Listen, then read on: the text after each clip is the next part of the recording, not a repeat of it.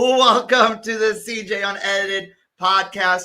My name is James Hanson, and as always, I am joined alongside with Chrissy McNamara. Chrissy, how are you this evening? How was your week? And I just got major. What are you drinking? You didn't even let me finish. But wait, go ahead. What'd you say? Well, no, I already said it. How are you doing this week? How are you tonight? And what are you drinking? Now I said it completely different. No, you said it.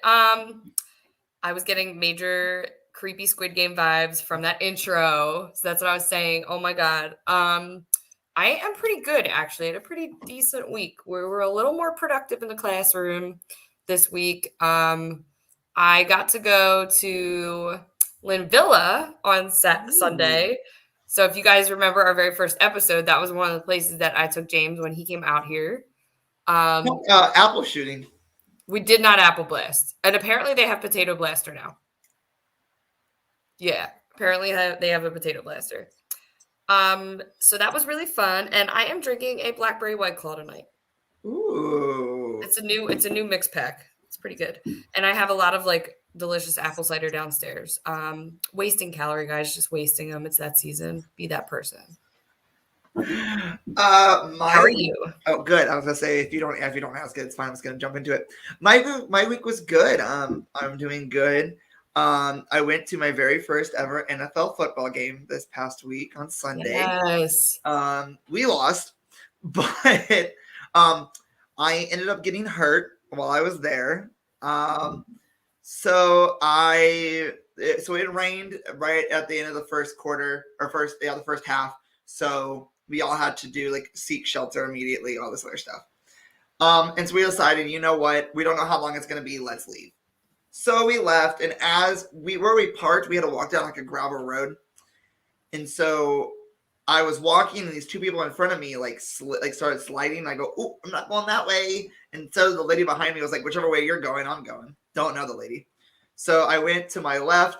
I went to go take a couple of steps. I slipped, I fell, and I landed on a rock. Ooh. On my tailbone. The lady behind me goes, "Not going that way either." And so she went a whole other way. She said, "I'm turning around." But I was a little bit drunk, but that sobered me right up. So, I mean, other than that, it's been a good week. My tailbone hurts, but no, it's been fun. Works really going. We made a lot of money today because the one in town, because we have 3 Starbucks in our towns, and one of them was shut down today. So, but we're also preparing for homecoming and what's called Festival of Champions. So we got a very busy week ahead of us. Nice. But no, and then and I'm drinking Taco Bell Baja Blast. Nice. And water. I do have water too. Still in my silver ball bar. My voice has been going in and out, so I was really hoping that by today I was going to have a strong enough voice to be able to do this show and get through the dialogue that I have to get through. You're going to need a green tea or something. I know. Before we get into what we're all here for, be following around on our Instagram. Yeah, we're plugging our Instagram a little early today. Oh, we're plugging it early? Okay. CJ Unedited Podcast. We are dropping announcements or dropping and introducing all of our panelists for next week. We have already announced the return of Ian Dimling, the prodigal son. He'll be back, and we still have 6 more panelists to introduce over the next week. So be ready for that. Big A says Baja Blast is a goat. But I also want to give a shout out to, I think, 2 people who are probably watching, Paige and Adam, baby Adam. Welcome, and thank you guys for checking this out. But guys, we have been promoting this. We are excited. We have been working tirelessly to get this show rolling, and to get these stories. But I will preface with, because of the nature of our show and the nature of our stories, I cannot guarantee that this show will be over by 7 p.m. By 7 p.m., 8 p.m., don't know what time it is in California, sorry. But I cannot guarantee that the show will be an hour. But with that, Chrissy, Are you ready? Yes. I'm All ready. right. I did. Chrissy, Yours seems more like spooky story. But you take it away and you let me know when you want me to throw up the pictures. okay. Whenever you're ready, I will throw them up in the order that I remember to throw I have them like in my little the little plan I wrote when to show them. So I'll just say like show one. All right. Okay. Well, without further ado, let's do spooky Oh, you got hometown something. crimes. I also want to give a shout out to Adam, Big A. He was the one who kind of was like the influence behind us doing this. So Big A, Big Adam. We love viewers giving us ideas. Thank you. Exactly. But without further ado, Chrissy, take it away. Okay, so before I get started, I just want to say two things. One, if you're a teacher, McDonald's is giving away free Happy Meals for breakfast all week. You can get it up until tomorrow and possibly Saturday. Just wanted to throw that out there, plugging McDonald's. They appreciate Happy teachers, Meals. so I appreciate them. It's like a breakfast Happy Meal. So, and it was like you got a coffee, you got an Egg McMuffin, or a biscuit sandwich, and then you got a hash brown. Secondly, okay, hold on. While you're promoting all this stuff, my computer's about to die and forgot my charger. So keep promoting what you're promoting. Ooh. And now I'm taking over the podcast. So today we're going to talk about fitness. No, I'm kidding. Yeah, so I just a little plug for McDonald's there. Not that I would ever like plug McDonald's, but any like business or corporation that recognizes teachers, like they get my love. So another thing, just before I get started, I just kind of like I watch a lot of not a lot lately because I've been busy, but in general, I like true crime podcasts, and a lot of times the speaker will give like a little trigger warning before. I'm sure y'all know what you're getting into, but trigger warning for domestic violence and murder, obviously. Did you say murder? And murder, obviously. Murder. Okay. I'm sorry. I'm already now. Forgot that my laptop was not charging. So are you good? Are you good now? I'm golden. I was gonna take it over. I was gonna be like, and this is now a fitness podcast. We're talking about macros. No, have not eaten healthy. So back when we were given this idea to cover a crime story from my hometown, first of all, my hometown is Havertown, and it's in Pennsylvania, and it's one of several cities right in the heart of what we call Delaware County. So if you know anything about the area in which I live, there is a county that lies just between the city of Philadelphia and the city of Wilmington. So they call it Delaware County because of all the counties in Southeast Pennsylvania, it's the closest one to the Delaware border. So whenever people in like the org community or like online community ask me where I'm from, I just say Delco. It's right in between. Although I now live in Aston, my hometown is Havertown. And I've been living there since I was, until I moved here from ages 7 to 35. Lived in Havertown. So it's a while. And when asked to cover a crime story in my hometown, initially I struggled. Like he knew what he wanted to do real quick. Something immediately like came to his mind. We don't get like a ton of spooky murder crime. We just get a lot of like, it's not like Florida, but we get a lot of people doing a lot of dumb things. And we do have like our fair share of difficulties in Delco. You know, the same thing a lot of like suburban cities have, like small petty crimes and like drugs. I forget what I was going to say. Oh, Delco, if you want to reference in like the media, Mayor of Easttown, that's the setting for that show. Oh, I never knew that. I'm sorry. I said I wasn't going to interrupt, but I never knew that. No, you're fine. Have you seen it? I've seen bits and pieces of it. Yeah, so if you Kate Winslet does a really good job with the Delco accent, maybe a little over exaggerated, but really, really good. And her mind sounds just like my mom. So I don't know. I don't really think anybody from my hometown's watching, but if you ever do, you'll get these couple references. So while Delco has had its fair share of drama, there was and still is Tommy Coco, the resident track star who unfortunately turned into an alcoholic and now likes to run around town and explore what is in everyone's shopping carts. He now lives in Newtown Square, and he's still an icon, guys. He's still such an icon. He's had a rough life, but I still pray for him. But at the same time, I'm like, oh God, it's Tommy. Bars like Manoa Tavern and Colley's have been entertaining insanely drunk and sometimes underage people since forever. And of course, on a more serious note, there is, a little bit of an issue with drugs as there is everywhere. This has directly impacted a lot of families in the county since before I even existed. When it comes to significant crimes like murder, kidnapping, and other serious offenses, there are 3 cases that stick out to me. And the third one is the one I'm going to be speaking about. The first is the disappearance of a girl named Amanda DeGuio. Amanda DeGuio has been missing from her home in Havertown and has, I want to say 2 or 3, maybe 2 young babies. She's been missing since 2014. She is a twin. So just plug in that if you see anything or hear anything. I don't know. My brother knew Amanda DeGuio. They went to high school together. I believe she's my brother's age, so that would make her about 32 or 33. She has not been seen since 2014, so over 7 years ago.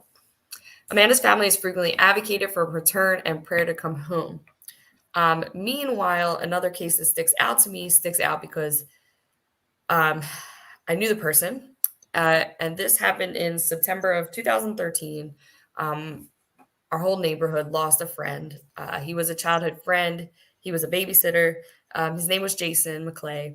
He was a Navy veteran and everybody's favorite bouncer at the local bar. Oh my God, it's not coming to my mind, the name of it, but it was McFadden's. There it is. It came. Oh, we have McFadden's. It came back. Jason, sadly, was a tragic victim of gun violence in Chester while he was covering someone else's shift at the local Rite Aid. But unfortunately, these 2 cases hit too close to home because I feel like I have somewhat of a connection to these 2 victims, and therefore it would make it tougher to research. But I felt like I had to quickly just put them into existence because they they indirectly affect me through people that I know. All right. Meanwhile, the hometown crime story I chose to focus on occurred all the way back in 2005. So in 2005, I think I was about to, when this crime occurred, I was getting ready to leave for my semester abroad during my fall year of college of 2005. I lived in Italy. So this happened just a few like days or maybe even weeks before I left. And I remember being overseas and a lot of people like talking about it and saying like, did you hear this that happened back home?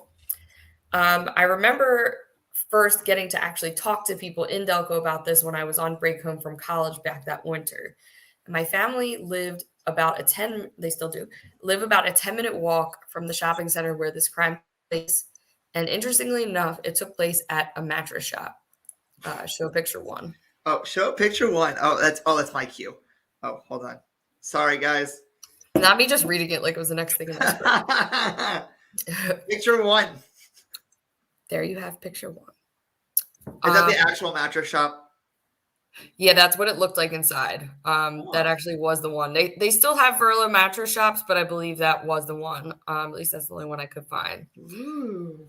So the name of the shop was Verlo Mattress Shop. I don't think, definitely not the mattress I have now is from there. That was Rob's, but I know that I think my parents shopped there at one point.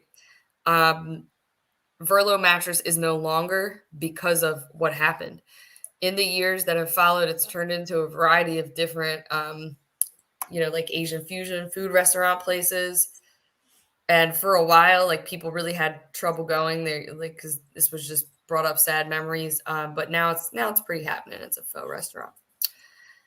So on August 17th, 2005, a 911 call came in from the mattress store in Havertown, Pennsylvania. The mattress shop was called Verlo Mattress Shop, and it was on the outskirts of the Manoa Shopping Center. And the Manoa Shopping Center is a place where I would always walk with my friends when we were in like 6th through 10th grade. It was literally like just a straight shot. The back roads could get you to the shopping center. And that was like I don't know where kids hang out now that age, but that was where we like hang out. Oh, we're going to shopping center. So Verlo mattress was there. And a call came from the mattress shop that seemed frantic. The caller on the line simply stated, she's behind the counter, covered in blood. The door was shut, but it was unlocked. And apparently there was a sign on the door. I couldn't find in my research any further about what the sign on this door said, but it's pretty sus that the door was shut, but it was unlocked. So it almost seems like whoever the suspect was fled pretty quickly, knowing that people were going to come. It was pretty, right? It was pretty happening business there, and a lot of people would come and make deliveries. The police arrived on the scene that afternoon around 1:40 p.m. and almost simultaneously, a delivery truck was parked parallel to the store, and 2 delivery workers were standing outside of the store. These were the men that called 911 and discovered the body. Soon enough, the police walked inside the store, first checking that the scene was clear. They walked to the counter and found a woman named Lori Sullivan behind the counter, lying in a pool of blood. The police recognized Lori, and she unfortunately was pronounced dead at the scene. She had been stabbed in the neck at least 3 times, according to sources, and they're not sure which weapon it was because there was a knife and a box cutter that were found on the floor that were both covered in blood. So a little background on Lori before I get into like the investigation. Lori was 39 at the time for murder. She was a Havertown citizen. Everybody called her Irish because I think she liked to party. Like she was, Irish background. She liked to party. And she had a really, really big family. Very, very Delco. But from what I understood, very nice people. She was originally born in Philadelphia, the city of brotherly love. She moved around a lot throughout her lifetime, and most notably, she moved to Cape May, where she graduated from high school. Lori, I don't know if she got any other type of college degree afterwards. Couldn't find that in my research, but ultimately, at the time of her death, she was the manager of that Verlo mattress shop. And she was also a mother to 3 boys of varying ages, but I know at the time at least 2 of them were teenagers. Show picture 2. All right, so that's Lori. That's unfortunately the best picture I could find, and that was in her obituary. And people still have recently commented on her obituary until the past 2 years, actually, because it was just a very sudden thing that happened, and people were very shaken up. Yeah. All right, so moving into the investigation. This is where this gets a little interesting, because there was a brief time during my early school, early college, late high school, around the years of me being 18 to, I don't know, 26. Okay, let me not age myself, but back in the day, I would occasionally talk to and date men from Delaware County. I know, guys, it was not a thing.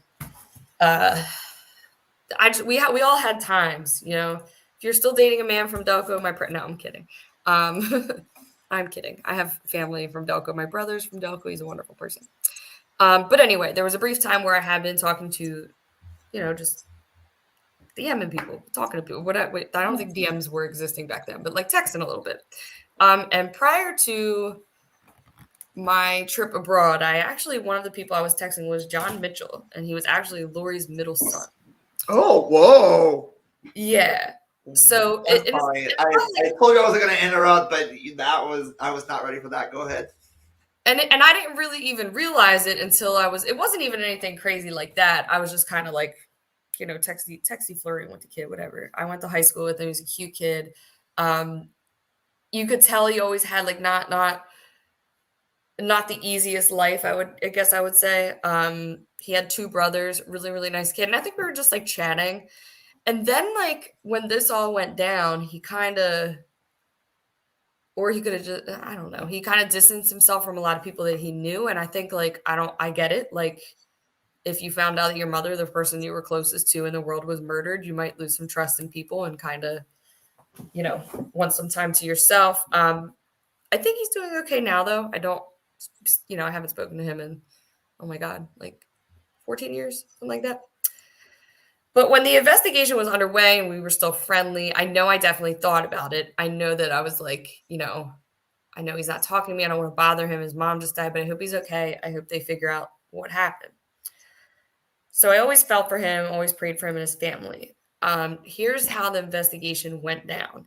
So Lori has 3 sons, Steve, John, who I knew, and oh my God, I'm sorry, I'm forgetting the third son's name. Maybe it was Kevin. I'll have to look it up after. But Steve O'Neill, who was Lori's oldest son, said that his aunt called him and said, turn on the news immediately. And she sounded very frantic. And there on the TV was a helicopter view of the Verlo mattress store and the headline that read, "Woman Dead at Mattress Shop." So if that's you, if you're Steve O'Neill, it's, that's a lot. That's a lot. So that's a lot to process, getting scared. It's probably his mom. She's the only one that's there all the time. And when Steve finally did get the confirmation that the story was about his mother, he immediately raced home to Delco. Not sure where he was, but maybe he had moved away or something. So he immediately came home. At first, the police thought that this was a robbery because that's typically like, what crimes are here. That was the initial, when my friend Jason was murdered, that was the original like robbery gone wrong, whatever.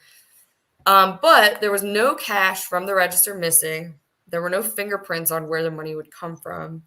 And Lori's purse was still at the scene and had all of her things in it. So they kind of ruled that out. The majority of the blood spatter they found was behind a counter, but there was some slightly fresher blood on both the wall and in the bathroom sink. So for me, I don't know exactly what that means, but it makes me think that perhaps the killer tried to clean up, but didn't have enough time and fled. Perhaps he knew that the delivery men were coming at a certain time or whatever. There were 2 cigarettes found in a lid from a jar that was sitting nearby, and those cigarettes were collected as potential evidence for the crime scene. Water break. Whew. All right. I'm just gonna keep mine like this and go. And this is funny because I talk all day at kids, but it's not this deep. It's like, please stop talking. Okay. All right. So where am I? As the detectives began to investigate the crime, they found some important information along the way by digging deep into Lori's home life. So with the theory of there being a potential robbery ruled out, the police grew to believe that Lori probably knew her killer or that it was someone that could get in easily because the door was unlocked. So maybe that was part of the equation as well. In their investigation, they discovered that Lori had been married 3 times. Her first marriage was less than desirable, very rocky, and I don't even really want to spend too much time talking about that because from what I read, it just seemed pretty toxic, and I want to respect the people involved in the relationship. Her second marriage was less rocky than the first. It seemed like it was well, and I think this is, correct me if I'm wrong, people, but I think this might have been John's father. However, things became difficult when her second husband, his name was Mike, or is Mike, he's still alive, when he was sent to prison. My research didn't really indicate what his crime was, but because of that, it grew difficult and didn't last. Yeah. While the marriage didn't last, Lori and Mike were pretty amicable, and they both helped provide for the children. So this leads to 2001. Lori began dating a man named, and at this point, she's like almost my age. She begins dating a man named Kevin Sullivan. Kevin had 2 kids from a previous relationship, and Lori was excited to grow her family with her new husband. Now, Kevin also has a brother named Steve Sullivan, not to be confused with Steve O'Neill, Lori's son. I was misinterpreting that for like a good long while and thought she was like living with his brother, and I was really confused. I'm sorry. Water break. Claw break.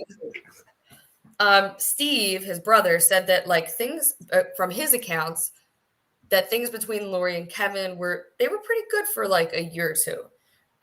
But they seemed to start fighting all the time. And in 2005, Kevin and Steve got into a fight. And now when they say Steve, they mean the son. Kevin and Steve got into a fight, and Steve decided to leave and move in with his aunt. Due to this account, it's only natural that the police are going to realize that they absolutely needed to talk to Kevin. And okay, hold on. Sorry, I just have a question. Kevin is the name of the kid you don't know, right?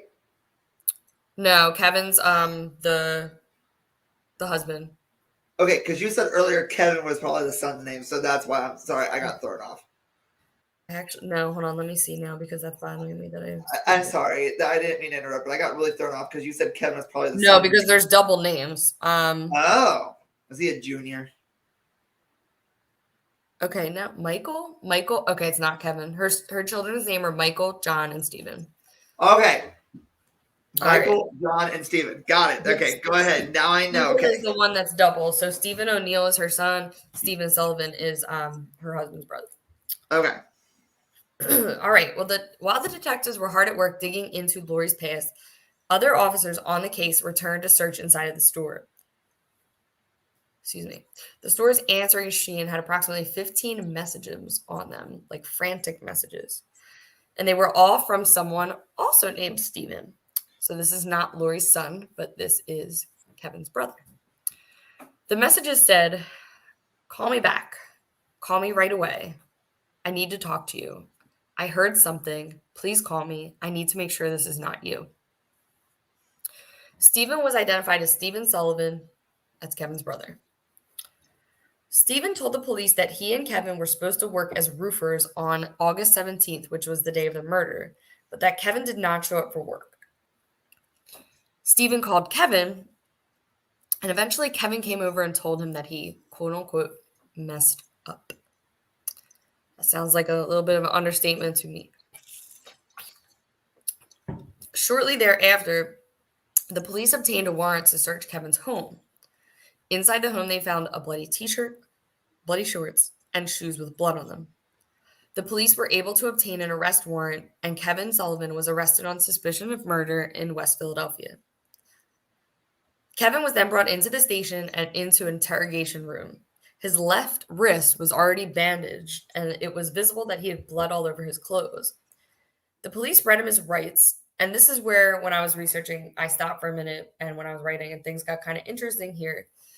Oftentimes, when guilty parties are indeed guilty, at least from what I've seen in these, they either try to remain quiet, they immediately demand a lawyer, they grovel and cry, pretending to mourn the loss of their loved one, they start pinning it on someone else. Mm-hmm. But this time it was really different. Kevin really wanted to speak. So that tells me that, he probably had something, he probably had a story prepared. And this is where a lot of people that are guilty of murder will try to get a lesser sentence. In his interrogation, Kevin told the police that he took Lori to work that morning, and then he left to buy her cigarettes and put gas in her car. He said that when he had returned to the store, Lori told him that Steve, and this is Steve O'Neill, her son, not Kevin's brother, wanted to move back in with her and that he would need to leave to make that happen. So we definitely have somewhat of a motive, she's kind of at the end here. He's not getting along with her son. She wants her son back, and she's choosing her family, I guess, over their whatever toxicity they had going on. Kevin said he asked her how she would be able to support the kids, and that she replied that her exes would help her, which makes sense because her exes are the kids' dads. Kevin said he accused her of cheating, and that then Lori got into his face. Next, Kevin said that Lori grabbed a knife and pointed it at him. He said they fought over the knife, and then he stabbed her while they struggled. He said that he killed her accidentally, but it was self-defense because she was coming at him. The police told Kevin that they did not believe him because she was actually stabbed 3 times, not once, and there was also a box cutter. A final piece of evidence that really sealed the deal, though, were those 2 cigarettes that lay by the body in the jar. The police were able to match those cigarettes to Kevin's DNA to the cigarettes and believe that he smoked the cigarettes while Lori bled out or before he killed her. On June 6th, 2006, Kevin's trial began. And I remember people talking about this trial and conversing about what would happen and what would be the outcome, what what was going to happen to get justice for John Mitchell's mom. That's what we all said. At that time, I'd kind of lost touch with John Mitchell because, as I said, by this point, he kind of dropped off the grid. I mean, can you blame him? It was probably tough to trust anybody in the Delco area after losing your mother to knife violence. During the trial, sources report that Kevin was very stoic and unemotional, and it took the jury just about 2.5 hours to convict Kevin of first-degree murder and possession of a weapon of crime. The sentence was life in prison without the possibility of parole, plus an additional 5 years for weapon charges. Kevin has tried to appeal his conviction, but it was upheld in 2006, and I don't know if he's attempted to appeal it since then, but hopefully he stays for a long time. She seemed like a fun lady, like I said, very much Delco, but very much like Mare from Mare of Easttown, just doing what she could to take care of her kids, be a good mom, and work. And that's what a lot of people in Delco are like. And you can show picture 3. I just feel like, okay, I'll save my thoughts to the end. That's definitely not John Mitchell. That's one of the kids. That's either Steven or John. Not the one you talked to. No, I don't think that's him because I can't tell because the picture, but no. I don't think it is. So, but those 2 gentlemen are 2 of her sons that are speaking out at a vigil that they had, and that vigil is right outside. You can see the glass. That's the master shop right there. They had these vigils throughout, like the first, few days after the murder happened, and then they had them at a certain point throughout the trial as well. So I know it wasn't super suspenseful, but that is a crime that happened in my hometown, and we always remember Lori Sullivan, and we always remember the mattress shop. And now it's starting to kind of get some activity in that area again. But yeah, thanks for listening. Before I put my input on this, this is really creepy. So I told you my friend Adam, baby Adam, is watching, and he just sent a photo of him watching us via Snapchat. That is the creepiest thing I have ever seen. How's my hair? It's sitting. So tomorrow it looks good. But I got a Snapchat from him because he's like, I'm sorry I missed it, and pops up, and I was like, that's the creepiest thing. So thank you. I know you're watching. That's awesome. I think they moved a little too fast. I mean, did he just confessed? Oh yeah, Kevin Sullivan. Mm-hmm. He did. That's the part that I said I thought was interesting because usually, I don't know. I mean, people confess, but I've never. I don't know. Yeah, I mean, it was quick, and I seem to think it's him, but there's a small part of me who thinks maybe his brother is involved. I don't know. And now that I know who sent this, Agent Rockwell who is my friend baby Adam. Wait, how many Adams are there? We have a baby Adam. Oh, we have big Adam. Oh my god, not them just talking. Oh my god. I mean that's very interesting. I mean and the fact so he knew Brother Steve. Brother Steve. It's just like the Adams. There's a brother Steve and there's a son Steve. Yeah. So Brother Steve knew that she was going to get killed. She knew it. She had a feeling.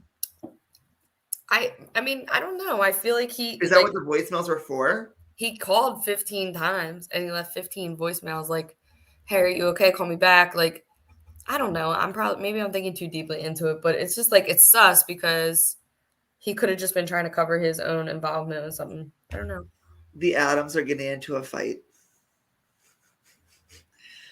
The superior Adam.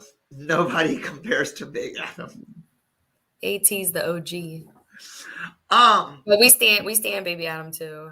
I just, I always my crime stories, I always feel like when the person who confesses too fast, I feel like it's not accurate. Like I don't know. But like you said, he's been in jail for how long now? Would be almost 15 years.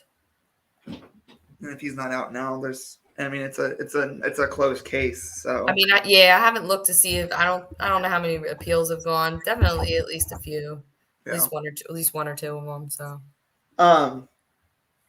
Not me going to look at the chat. Okay.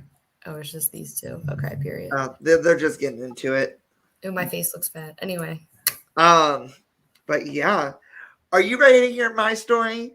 Yes. Okay, I gotta pee first. Really? I might get out of this chair. Remember, I hurt my back, so give me a second. Oh yeah, that's right. Christy, entertain the folks. So if you're watching, just want to let everybody know the Eagles won on Sunday, and I am going to a haunted zip line that goes like up a mountain on Saturday, and go get your free breakfast at McDonald's if you're a teacher. I'm really tired, guys. I sound like and that was a lot of work preparing that hometown mystery and then reading it to y'all. So I hope it was somewhat interesting. I think his is going to be more like ghosty interesting. Survivor last night was crazy. Okay, he's back. Okay. Okay. So I will tell you, and I have mine on the iPad. So you'll be seeing me look down and then up. Oh my God. Oh. It's echoing. Do you hear the echo? Do you hear the echo? No? Oh, there was echo for a second. Yeah, the echo. If it's echoing for you guys, will you guys let me know in the chat? Because to me, it sounds like it's echoing, but to her, it doesn't. I went to look at the chat. I don't see nothing. But well, there's a delay between. See? There's an echo. Oh, that might be your dog barking in the back. You hear Kalua? Kalulu. Okay. All right, you're up. What do we got? So, I got all my sources from 48 Hours, an episode of 48 Hours called Kidnapped. An article in the Riverfront Times from Malcolm Gay called Monster Next Door? ? I got some of it from a St. Louis Post-Dispatch article from Tim O'Neill. I'm not going to say the title because it gives away the story. I got some from episode 182 of Let's Go to Court from Kristen Caruso and Brandy Egan. You know, my girls. They helped me with this case, so thank you. I got some information from Wikipedia and the Crime Museum. But a majority of this story comes from 48 Hours. Can I say my source real quick?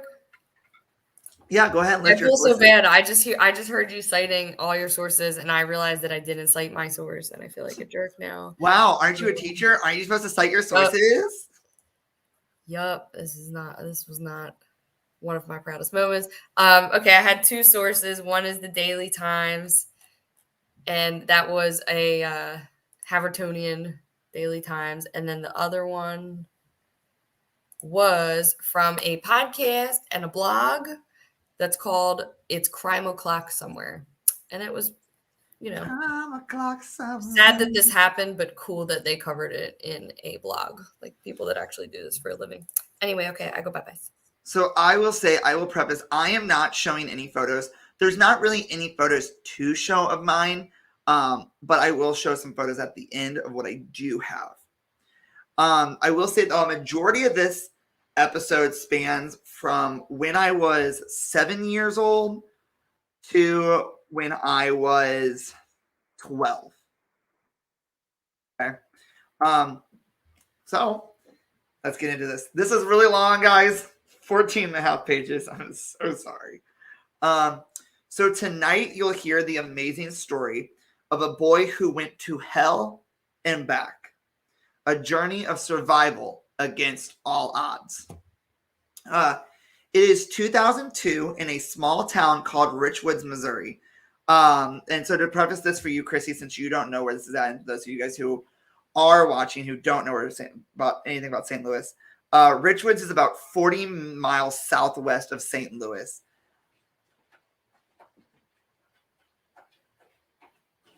My cat just decided to climb the wall.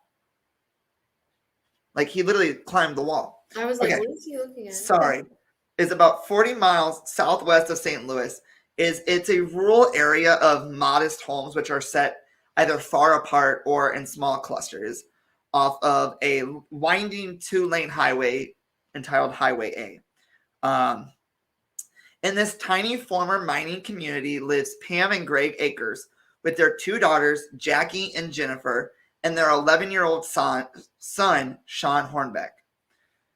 Sean was just your typical 11-year-old. He was always upbeat, happy, playing games, hanging out with his friends, whether that would be riding his bike or playing baseball. When he was 6 years old, he even walked his mother down the aisle to marry Greg. While not his biological father, the two were inseparable. They were always attached at the hip, playing keyboard, or just hanging out. But that was all about to change. On October 6, 2002 at 1 p.m., Sean asked his parents to ride his bike to his friend's house because he was bored. It was something that he had done hundreds of times before with no issues. His parents agreed and told him to be back before 5 p.m. for dinner. And after a hug and a kiss with Pam and an I love you, Sean was off. As the day turned to night and Sean had not arrived home for dinner, his parents figured he probably got caught up and forgot to call and he would be home soon. Pam waited until about 6 p.m. And then went to his friend's house. They hadn't seen him. He never showed up to his friend's house. Authorities said later that a family friend reported seeing him around 4:30 on his bike. But as night drew closer and closer, his parents began to worry because Sean was afraid of the dark. The camera's acting up. Okay. And when they realized that at that moment they realized something was wrong. But when it started to get darker and darker outside, Pam decided to call the police. Sleepless and worried and told by authorities to stay close to her phone, she busied herself on her home computer printing flyers with her son's pictures and searching her mind for clues. The next morning, news headlines all across St. Louis and Missouri reported the disappearance of Sean Hornbeck, which read, Sean was last seen around 4:30 p.m. Sunday riding his bicycle near highways 47 and A, about a half a mile from his home. He has brown hair and brown eyes, stands 4'8", and weighs 90 pounds. He was last seen wearing blue jeans and an orange Astros t-shirt from his Little League baseball team and riding a 20-inch lime green mountain bike. Chances are, though, that if you were a visitor to Washington County or Richwoods on the morning of October 7th, you had come to help search for 11-year-old Sean Hornbeck. Hours after Sean disappeared, sheriffs, police, and over 200 volunteers were searching the heavy, wooded, and rough terrain of Richwoods, Missouri. John Youngblood, one of the dozens of volunteers, a reserve deputy at the Washington County Sheriff's Department, and an acting substitute teacher at Richwoods Elementary School where Sean went, who turned out, said this is the type of place where everyone knows everyone else. Nobody thinks that anything like this can happen. The hilly terrain made for rough going, and people worried that the boy may have fallen into one of the area's many sinkholes or abandoned mine shafts.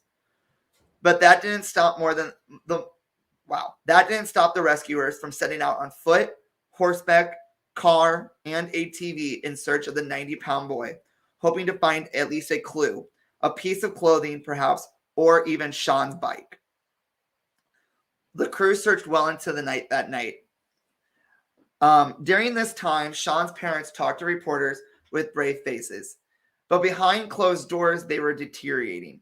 According to Greg, it was one of the roughest times because when you were there alone, you just have time to talk about your emotions. Pam and Greg even felt guilty that they let Sean go out alone that day.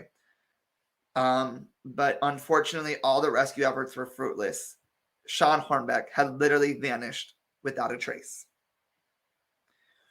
When the initial search for Sean had been reduced, Pam and Greg kept looking. Pam even turned to the train song Calling All Angels to help her support and get through the emotional time. As the weeks turned to months and the months to years, both Pam and Greg spent all of their money and retirement savings looking for Sean and paying investigators to help aid the police. They formed the Sean Hornbeck Foundation, not only to look for Sean, but to help look for other missing and abducted children, as well as the Sean Hornbeck Search and Rescue Team in an effort to continue the fight to find their son. But what Pam and Greg did not know is that an hour away in another Missouri town called Kirkwood lived a man police would later call a monster named Michael Devlin. So let me pause for a second and let me tell you a little bit about Michael Devlin. Okay. First off, the article from Malcolm Gay, The Monster Next Door, was a little mean. And this is how it started out. Are you ready? Michael Devlin, a man with a 6'4" frame, weighing roughly 300 pounds. That's how the article started. So I was like, wow. Wow. So Michael Devlin, like I said, is a 6'4" man weighing roughly 300 pounds. He spent his days working at Emo's Pizza as the manager and his nights working at Bob Chapel. Emo's was ranked number 32 in a 2015 article ranking pizza joints. Take that, Bravo Pizza. Take that, Havertown Bravo Pizza. Bravo's not too bad. No, I really don't know what ranking Bravo was. It was just I wanted to find a pizza joint from Havertown that I could use. So do you know what Emo's is before I get into it? What is it? Emo's Pizza. Mm-mm. So Emo's Pizza is known for its version of a St. Louis style pizza, which is common in the area of St. Louis.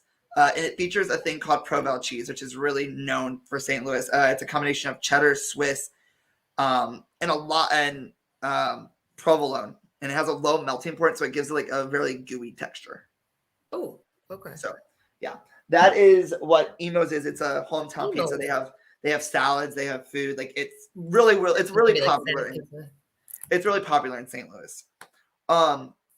That's where Michael Devlin worked. He worked there since he was in high school and eventually became the manager. Devlin was very well known at the pizza shop. He could be seen chatting up with customers. He could talk about anything, whether it was sports, news, weather, politics, or even current events. According to Mike Prosperi, the Emo's owner, he was very articulate. Sorry, water break. He was very articulate when it came to the news. There wasn't a subject he couldn't chime in on. And he was very intelligent. He'd shake hands and crack jokes. And although he smoked menthol cigarettes and didn't play sports, he occasionally would tell coworkers that he spent his day off painting rooms at his mother's house or that he would go out rollerblading. But sometime in 2002, Devlin was diagnosed with type 2 diabetes, and he quit smoking and he gave up inline skating, mainly because the diabetes caused issues with his feet to the point where he had to have 2 toes amputated. Okay, hold on, where am I at? I lost my spot. Okay, it's now around 2004, and Michael has become more withdrawn at work, and he turned his vice from smoking to Mountain Dew. According to Prosperi, he drank Mountain Dew like it was water. He had it at the tap so he could just take it straight from the fountain. While he seemed like a great guy at work, his neighbors thought he was weird, or in other words, a complete dick, is what they said. Michael had lived in this cheap apartment complex in the lower level in Kirkwood for several years, and he didn't talk to his neighbors, or nor did they to him. Oh, hold on. Oh. So let me tell you how much of a dick he was. All right. So at one point when he was leaving there, it was 2:00 in the morning, and someone had parked in his parking spot. So what do you think he did? This is an interactive section. I guess woke him up. Yes. Woke up the people who were in his So spot. at 2 a.m. he laid on his horn. Yeah, that's a dick move. That's until this guy came out and said excessive. he had to work in the morning, and if he didn't stop blaring on the horn, that he was going to kick his ass. Sorry, that's actually verbiage from the articles. He literally told the guy, "I'm going to kick your ass if you don't stop." So time went on, and oh my goodness, someone parked in his parking spot again. What do you think he did this time? He kicked that guy's ass. Nope. Michael Devlin called 911. What? What? Because that's what you do when someone parks in your parking spot. You call the local authorities. I can't. So he called 911, and officers came out and they talked to Michael, and they talked to his son Sean, and they were able to talk to the person who parked in the spot, and they were eventually able to move. But his neighbors, they really didn't know who his son Sean really was. So his name is Sean Devlin. And according to neighbors, Sean was a loner. He never really smiled, and he was homeschooled. And he was just an awkward teenager. But like I said, they couldn't really figure out who Sean was. What's the name of the kid that disappeared, Sean? But that's because Sean Devlin wasn't Sean Devlin at all. Oh my God, I called it. He was really Sean Hornbeck. So, how exactly did Sean Hornbeck end up living with Michael Devlin and going by the name Sean Devlin? Well, we have to go back to 2002. So this is 2000, but this point it's about 2004, about 2004, 2005. Okay, so as you already know, Sean had asked his parents to go riding at a friend's house, to which they agreed. And as he was riding the route he had taken millions of times, he passed up a truck on the road and continued riding down the road. But what Sean hadn't noticed is that the truck that he passed up had started following him down that same exact road. As Sean was riding his bike, that pickup truck bumped into Sean, knocking him off and onto the ground. After realizing what had happened, the driver of the truck got out and went over to Sean. That driver being none other than Michael Devlin. At first, Devlin seemed concerned for the boy, asking him if he was all right, if there was anything he could do, but moments later pulled a gun on Sean and forced him into his truck, telling him, "You were just at the wrong place at the wrong time." With Sean in the truck, Devlin grabbed Sean's bike and threw it in the back of his truck and headed home. That is why they couldn't find his bike or any signs of him. During the first month after his kidnapping, Sean's life was pure agony. He was held captive in Devlin's apartment, bound and gagged, tied to a futon all the time while Devlin was at work or gone, with duct tape covering his mouth so he couldn't scream for help. The only time Sean ever had freedom from the futon was when Devlin was home from work. This month of torture would only be the beginning, because around Halloween 2002, Devlin drove Sean to a remote logging road, stopped the truck, got out, grabbed Sean by gunpoint and took him to the back of his truck and attempted to strangle Sean to death. At this point, Sean began pleading for his life, and Sean started repeating over and over and over that he would do whatever Devlin wanted him to do as long as he wouldn't kill him. Oh no, Chrissy, you're frozen. Chrissy, are you still there? Oh no, guys.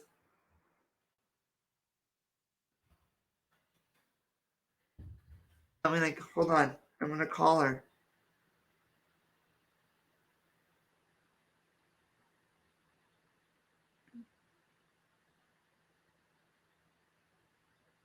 Well, this is interesting.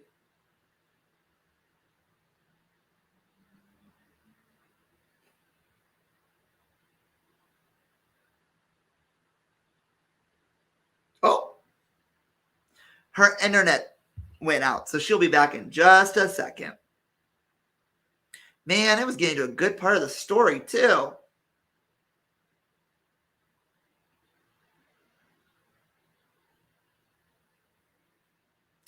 Anyways, how's everyone doing? Yeah. Oh, there she is. You're Sorry, back. my internet just got weird. Where did you stop? Where'd you end up? He was okay, so he held him at knife point and he was Attempted gonna to kill him, strangle and then he pleaded for his life and he Okay. said he'll do anything. So at this point, Sean began pleading for his life. Sean started repeating over and over and over that he would do whatever Devlin wanted him to do as long as he wouldn't kill him. Devlin agreed not to kill Sean, but in return, he was forced to do what Sean's parents call a deal with the devil. Devlin told Sean he was never allowed to contact his parents or they would be killed. He was never allowed to try to run away or his parents would be killed. And if he did, not only would he be killed, but so would they. It was at this point 11-year-old Sean Hornbeck agreed to become Sean Devlin. And for the next 4.5 years, that deal he made to save his life would keep him tied to his tormentor.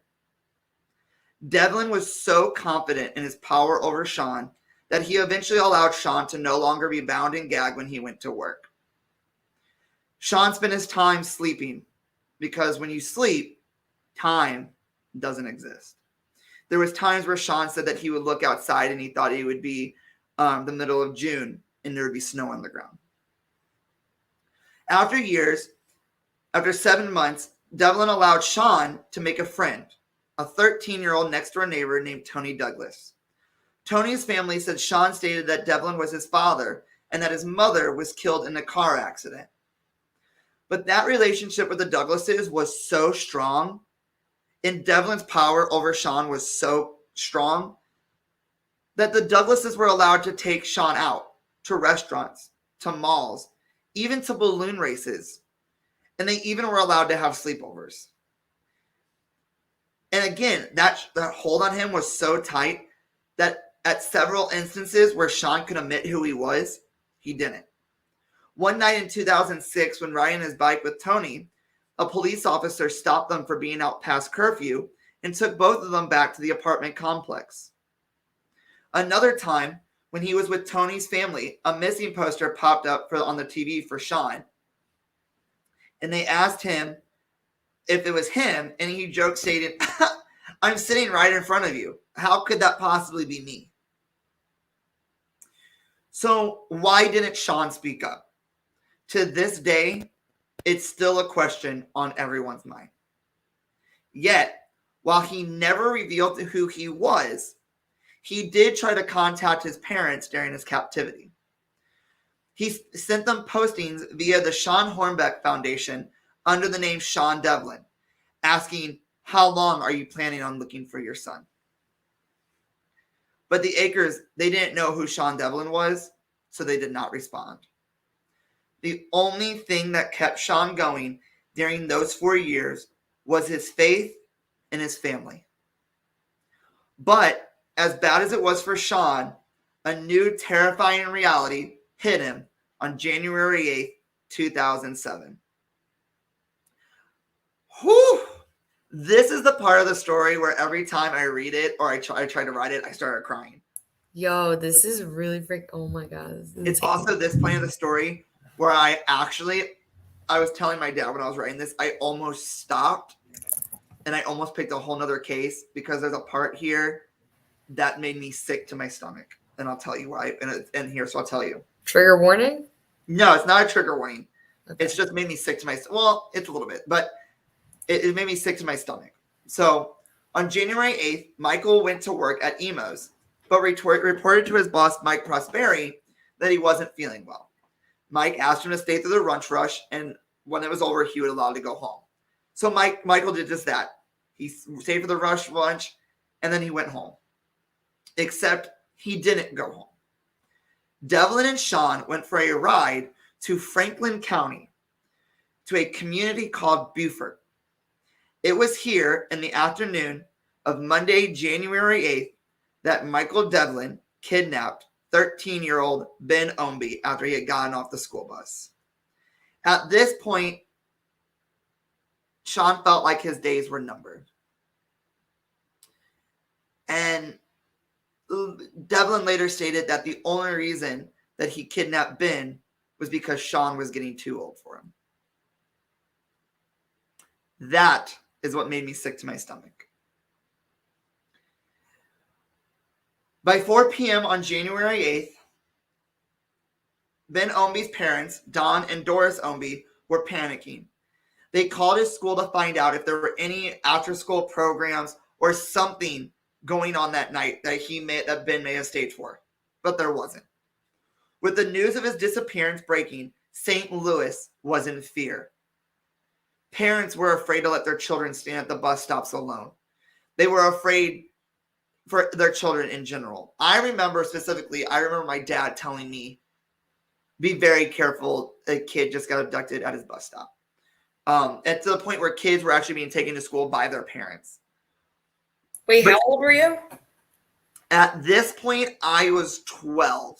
Okay. So I was in middle school. Yeah. I was in middle school. I was in middle school. But for this abduction, unlike Sean's, there was a witness. 15-year-old neighbor Mitch Holt remembered seeing Ben get off the bus at 3:30. Yet, he also remembered seeing something odd a few minutes later. A strange truck that had peeled out. After finding this out, Ben's parents contacted Franklin County Sheriff Grary Toki, who in return immediately contacted the FBI and dispatched deputies to search for Ben. Mitch was brought in for questioning, and to everyone's amazement, he remembered every single detail about the truck. The word Nissan on the tailgate in dark letters. It had a camper top with an elongated window down the side, window knobs on the back, a 2-inch trailer hitch on the back, and rust or dirt on the fenders. But the one thing Mitch couldn't remember was the license plate number. He gave the police so much information that the police didn't even believe Mitch at first because he gave so much detail. But they soon found out that Mitch was an avid truck fanatic who can remember details on any truck. Once this info was known, they put out an APB, an all points bulletin, to all local law enforcement across the state to be on the lookout for that truck. But here is where the case took a turn. Are you ready? It was 45 minutes away at Emo's in Kirkwood that the description of the truck caught the eye of Michael's boss, Mike Prosperi. On a hunch, the next day he drove by Michael's house and noticed red dirt on the wheels, the same red dirt that was on the road Ben was kidnapped. When Devlin called in sick for the next 2 days, Prosperi contacted the police. Their first question was he at work Monday? And he replied, he didn't work all day. He got off at 12:30. It was around this same time, 2 Kirkwood police officers answered a call at Devlin's apartment building for an unrelated complaint. Preparing to leave, Officer Gary Waxter asked his partner, Chris Nelson, "Are you seeing what I'm seeing?" There was a pickup of sorts on the bulletins down to Mitchell's description of the dirt and rust. Devlin appeared taking out the trash, and the officers knew him from the Emo's restaurant where he worked around the corner from the police station. So they asked him a few questions, and Devlin looked anxious, and they would not let him search. He would not let them search his apartment. So what did the police do? They all the police did their spy hideout, and they waited for him. And At this point, police started to zero in. Officers kept watch on the apartment, and Devlin, who went to work on January 12th, 4 days after the kidnapping. It was on this day that the FBI, alongside Agent Lynn Willett, who has been called a human polygraph, as she is able to spot a liar without even doing anything else, and her partner arrived at Emos to check out Devlin in his truck. She said the first thing she noticed when she stepped in was that Devlin wouldn't catch her eye. They stepped out to the back parking lot, and Devlin, who was calm and normal, consented to having his truck searched. At this time, Willett started making casual conversation with Devlin, and she invited him to sit in the backseat of an unmarked car. It was here that Willett began what she calls a circular interview. It's a technique of asking the same questions over and over, as she was looking for deviations in the pattern of his behavior. Willett was trying to determine if he had abducted Ben Ombie, but she noticed almost immediately he kept coming back to one subject, a godson named Sean. In the interview with 48 Hours, Willett said he kept saying his godson was staying with him. His godson Sean was at home. His godson Sean was playing video games. She said that every time he talked about Sean, his pulse increased on his carotid artery on his neck. Willett stated about an hour into the interview that all the hairs on her body stood up as she realized he was talking about Sean Hornbeck. It was then that Willett played her most damning card. She told Michael that they had enough forensic evidence and the cast of tire treads on the tires would be accurate enough to tie him to the kidnapping of Ben Ombie. It was here that Michael lowered his head and said that he was a bad person. He admitted that Sean was not his godson, but Sean Hornbeck. And when she asked, "Is Ben there also?" he replied yes. With Devlin in tow, they took off for his apartment along with police backup. They walked up to the front door together, and he unlocked the front door, and Willett saw a young man sitting on the couch and said that they were safe and that they were the police and they were going to go home. At the time, she recognized Ben, who was trying with all of his might to escape. She handed him to another officer and turned her attention to the young man sitting on the couch, who she did not recognize. She asked, "What is your name?" And without hesitation, he replied back, "Sean Hornbeck." Sean didn't know at this moment the difference from up and down, left and right, and he stated that his world was going in circles. Sean said he had been waiting for this moment for 4.5 years, and that at that moment he felt free. Police arrested Devlin and confiscated rifles and a handgun from his apartment, and the FBI called Ben's parents with the incredible news. At the same time, Pam and Greg received a call that that police were 99.9% sure that they had found Sean and that he was alive. They raced through a thunderstorm to the Franklin County Sheriff's Department, and Pam said that when Sean looked up, she automatically knew that was her baby boy. And according to Sean, they hugged for about 45 minutes with waterworks just coming out of their eyes. Whew. I'm sorry. Yo, this is so good. Sorry, hold on. That part always gets me, the whole hugging and the... Okay. Authorities would later learn that both boys had been sexually assaulted repeatedly. Michael Devlin, the 6'4", 300-pound loner with no previous record, was charged with 1 count of kidnapping in Franklin County, Missouri, as well as 1 count of kidnapping in armed criminal action in Washington County. On January 18th, 2007, Devlin pleaded not guilty. He pleaded not guilty after telling the police that he was a bad person. On closed-circuit television, on charges of child kidnapping. Literally confessed. Yes. Anyway. Prosecutors in the case had said that Devlin, he had already confessed. He was held at the Franklin County Sheriff's Department on a $1 million cash-only bond. He was also held for a $3 million cash-only bond in Washington County, even though he was held in Franklin County. So that's $4 million is how much he was on. On February 5th, St. Louis County prosecutor, so this is February 5th, 2007. So this is literally like a month after they have found Sean and Ben. St. Louis County prosecutor Robert McLeod added 71 new felony charges to the existing charges previously filed by Washington and Franklin County prosecutors. The first 18 counts, 1 count of kidnapping, and 17 counts of forcible sodomy pertain to the 2007 abduction of Ben. The remaining 53 charges of kidnapping and forcible sodomy were related to the 2002 abduction of Sean Hornbeck. Each of these individual counts are a felony that carried the possibility of life in prison. On February 28th, a felony indictment in Franklin County charged Devlin with another count of child kidnapping and 1 count of armed criminal action for allegedly using a deadly kidnapping on Ownby. So he is now at a lot. The grand jury indictment replaced the previous Franklin County kidnapping charge against Devlin and added the weapon charge. So he lost a couple and added 2 more.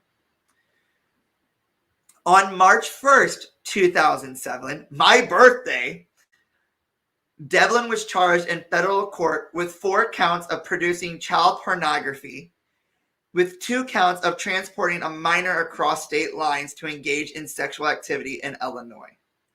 According to prosecutors, all 6 counts related to the kidnapping of Sean Hornbeck. On April 16th, 2007, Washington County prosecutor John Rupp filed additional charges against Devlin, accusing him of attempted murder, kidnapping, and armed criminal action, 3 counts of forcible sodomy, and 1 account of attempted forcible sodomy. So, that is a lot of charges. Did he get life? Let me see. But it doesn't, don't look it up. Don't look it up. Wait, I literally was about to look it up. How Don't look it up. Give me I'm like not done with my story. On October 6th, 2007, prosecutors announced that Devlin would plead guilty to all charges against him in all 4 jurisdictions.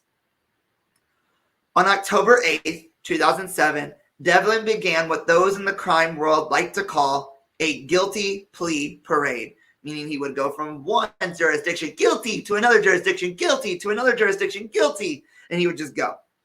Devlin pleaded guilty to the charges against him in Franklin County, and during that court appearance, he was sentenced to life in prison for child kidnapping and to a shorter sentence for armed criminal action, which was to run concurrently with the other.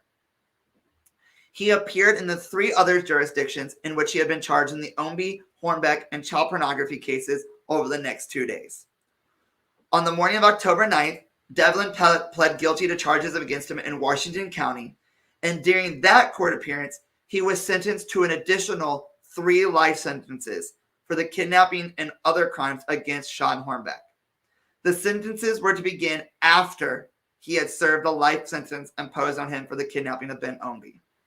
This brings Devlin's total sentence to incarceration to 1,850 years. But wait, there's more! It doesn't stop. Are you ready for the next part? This is more charges? On December 21st, Devlin was sentenced to an additional 170 years for making pornography of one of the boys, bringing his sentence to 74 life sentences plus 2,020 years for a grand total of 4,240 years. Now, I didn't really think about this until my dad told me this. We're in the year 2021 AD, right? For the 2001 after Christ. That means he has been served. He's in jail for longer than we have been. Yeah. Yeah. Finally, a problematic white man gets something. So, I'm not done. I'm not done. A heavy something. This story continues. Oh, sweet Jesus. So I'm like Devlin was so transferred- enwrapped in this. You would think I would want to. I'm so like, okay, let me mute. Devlin was transferred to the Crossroads Correctional Center in Cameron, Missouri, to begin serving the first of his life sentences on January 30th, 2008. While in prison, Devlin's security had been a concern for the state prison officials since his arrest. Officials contemplated sending him out of state or providing him with a new identity. However, the Ownby Hornbeck families objected to the move, and the plan was dropped. But there is one thing about being a child molester in prison. It doesn't go so well. Oh, he probably got. An inmate by the name of Troy Fenton took the metal guide bars off of his typewriter, sharpened them, and hid them under his pillow. He named one of the bars Sean and the other bar Ben. And on April 9th, 2011, during breakfast, he walked up to Michael and stabbed him repeatedly. The correction officer spotted the assault and ordered Fenton to stop. Fenton complied by dropping on the ground on his stomach. Devlin received several wounds and was briefly treated and returned to the hospital. Returned to the prison. I thought you were about to be like, he died. Oh, no. Yeah. So, I mean, not that. Never mind. So that was in 2007. Okay. This story recently came back into the news in December of 2020. Okay. A guy by the name of Kevin Palmer, who lives in Canada, who volunteers at a nonprofit to prevent human sex trafficking, was on the Ubes of the tubes. Okay. He came across the story of Sean and Ben, and when it came to a shot of Devlin, he remembered him as a guy who in 1998, as he was walking back from a video rental store in Illinois, this was his story. An ugly guy in a pickup truck pulled up next to me and asked me for a ride. And when I said no thanks, the man got pissed. He says that even though that was in 1998, he will never forget the face of the man who he believed tried to abduct him. He has asked the FBI to add additional charges of attempted abduction to the 1998 attempted abduction, but the FBI says there's no point. So, where are Sean and Ben now? Ben hasn't really talked to the media and hasn't really been in the spotlight. Sean, on the other hand, talked to 48 Hours and Oprah Winfrey since his return home in 2007. But it was in 2017 when the women in Cleveland were rescued. He was very happy for them. And he says it reminds him, what? Oh, like Castro? Yes. That one? Okay. Yeah, the women in Cleveland. He was very happy for them, and he said it reminds him of when he was rescued. He said that he has had to accept what had happened to him, and he was able to do that to the strength of his family. And at the end of the interview, he shared his advice to kids who were in the same situation. He says, stay strong and don't give up hope. As I stated earlier, to this day, many people still question why Sean never turned himself in despite many opportunities. Experts have cited the so-called Stockholm Syndrome, in which when a captive comes to identify with his captor, and hypothesized that Sean was paralyzed by fear. Washington County Sheriff Kevin Schroeder, puts it in plainer terms. This is something that is so bizarre that the normal individual cannot grasp what this then 11-year-old boy went through. There is no way that anybody can project onto Sean what he should have done. No, could have or would have done. Nobody knows. Nobody was in that situation. According to Sean Hornbeck, nobody has the right to judge anybody. People see it in their power to judge me. They don't know what I went through. They weren't there. They didn't have to suffer. And that is the story of a boy who went to hell and back, a journey of survival against all odds and became the Missouri Miracle. Now, I didn't put this in here. There's two things I didn't put in here. Mitch, the guy who was able to provide the accurate description of the truck, the state of Missouri gave him and has decided to pay for as long as he has that truck pay for. They gave him a brand new truck, and they have decided that if he keeps that truck, the state of Missouri will pay all expenses on it. I'm already down a rabbit hole of this case. But in 2019, I didn't put this in here either. Greg Akers, Sean's stepfather, passed away from stage 4 bladder cancer. And his fans and his stepfather, Sean's stepfather. Okay. You're frozen. Okay. He passed away from stage 4 bladder cancer, but his family and friends remember him for all of his acts of selflessness he showed while he was alive. So, Chrissy, are you ready to see what Sean Hornbeck looked like when he was kidnapped versus when he was found? Let's do it. Okay. The picture closest to us, this one, was Sean when he was kidnapped. This is Sean when he was found. Wow. 4 years. Yeah, 4 years. Yep. That's why they said they didn't recognize him. And all the hair. Yeah, his hair. Yep. So that was Sean. Here's Sean today. This was when he gave his interview after the girls in Cleveland were found. This is what he looks like today. Oh, okay. So. He'll be my next door neighbor. I'm so glad I didn't expect a good outcome on that. So this is found. Okay, so now here is Ben Ownby when Ben was kidnapped in 2013. Oh. Okay. How long was he there? He was only there for 4 days. Oh, okay. And then this is Ben today. That's Ben today. Oh. So Sean, it's 2021. So Sean is about to turn 31. Okay. Okay. So, That's my age. and the last two photos I have to share are of Michael Devlin, the guy who kidnapped him. I already see. All right, go ahead. This is the picture of his mugshot in 2007. Okay. He'd be looking thin there, but he was bigger. This is a photo of the man who kidnapped them today. Here, big boy. That's him now? That's him now. Are you sure that wasn't him initially? No. How he gained all that weight in prison? He don't want to go out. He don't want to get hit and stabbed. Yeah, it's true. But yeah, that was Yeah.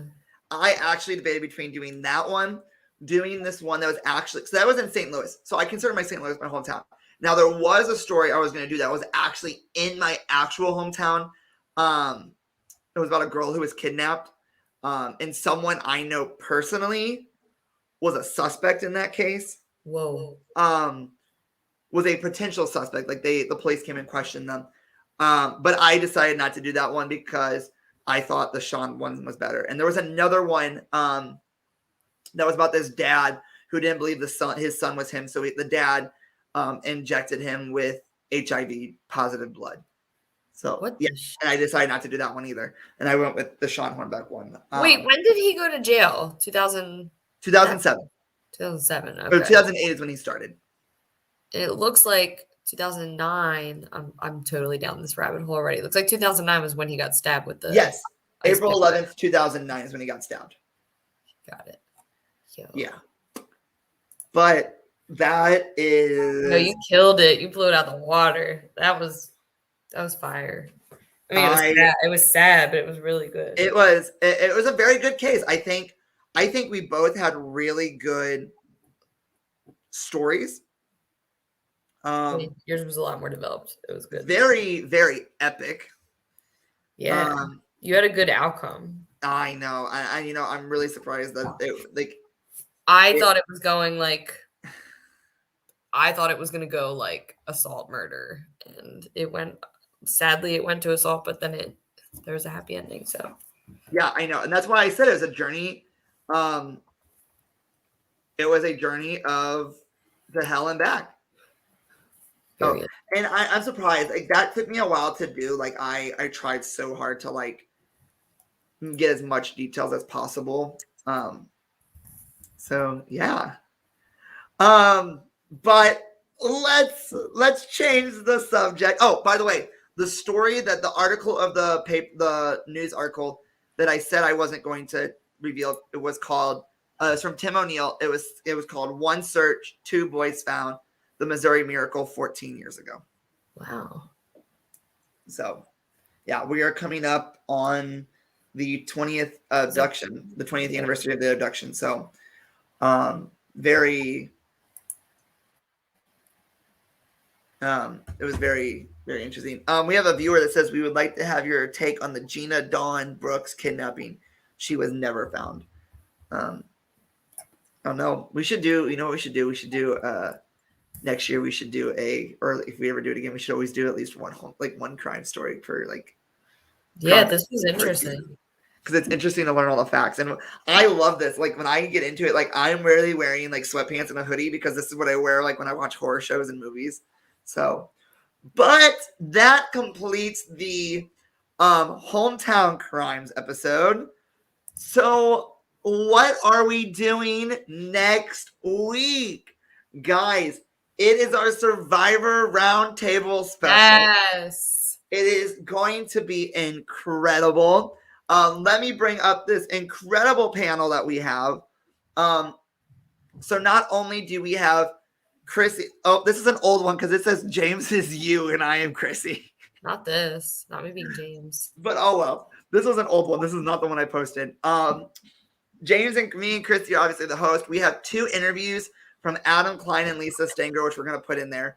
And then we have a roundtable discussion with all of our friends. So Ian Dimling is returning. Bailey and Brooke are my friends from college. Jackson is one of our friends from the sequester community. Lucas and Hunter are also returning. And then we have a very special friend, and Lana, who is going to be joining us as well. Lana is a queen in her own right. Lana is an icon. She's one of the best like mini players out there, if not like the top female. Well, maybe I shouldn't sell it like that. I will preface. Sorry, Lana. This episode will start at 7/6 Central. The roundtable portion will not start until around 6:30. That's just because we're going to do our normal opening where we talk about our weeks, and then we are going to play the Adam interview and get that right off the bat. Because I have been holding on to that video for over a month now, and I am ready to play it. So that is interesting. Chrissy, what an episode.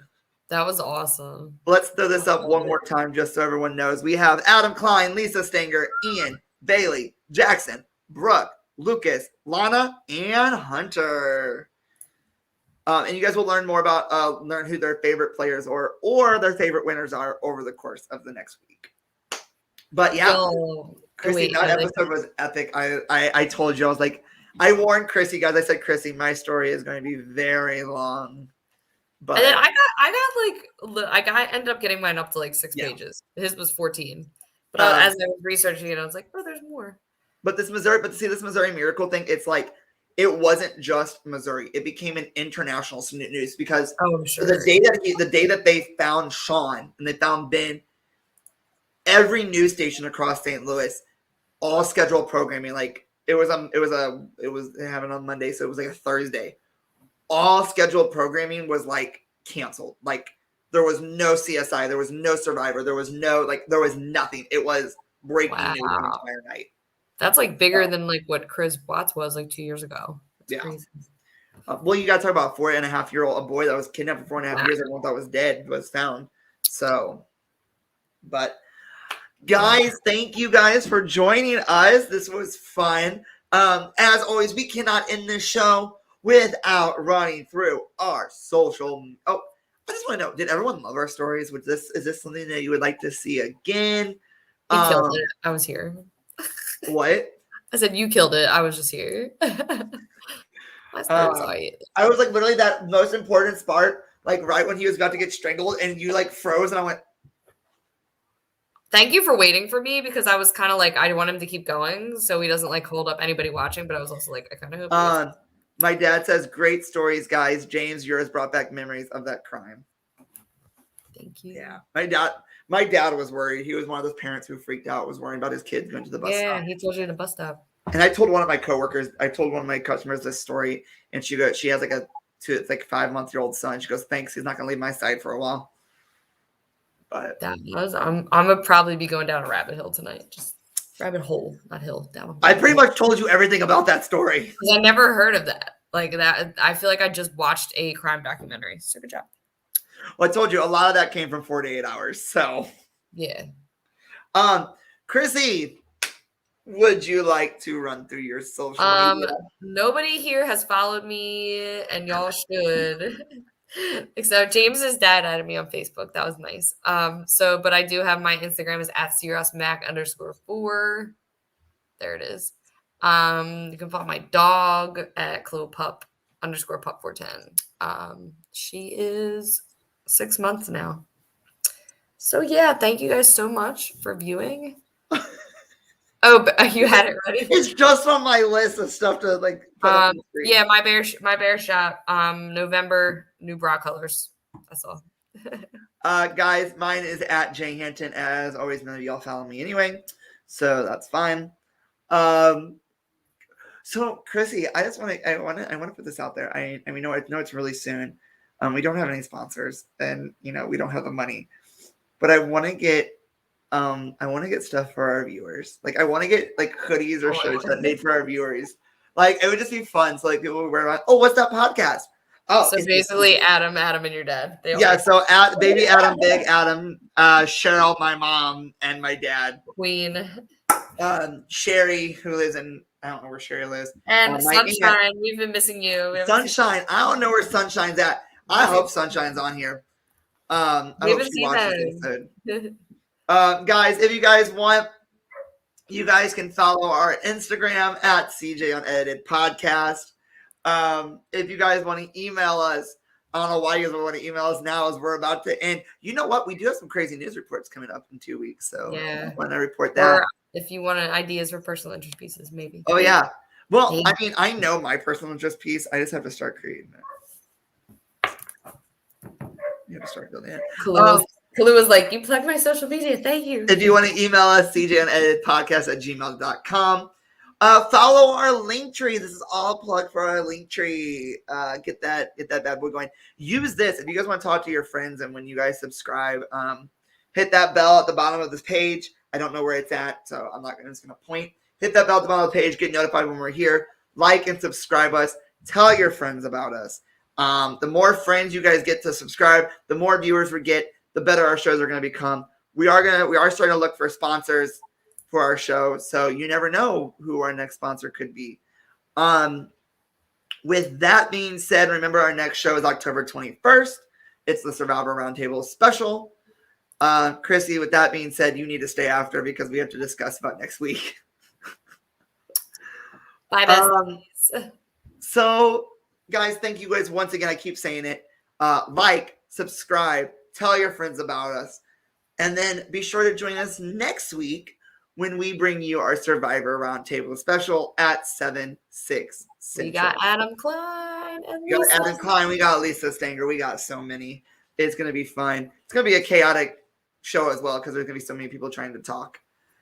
But until then, guys, stay safe. Stay safe. Stay safe. Literally. Watch back. Always. Stay healthy. Stay happy. And remember to live your lives 100% unedited. Good night.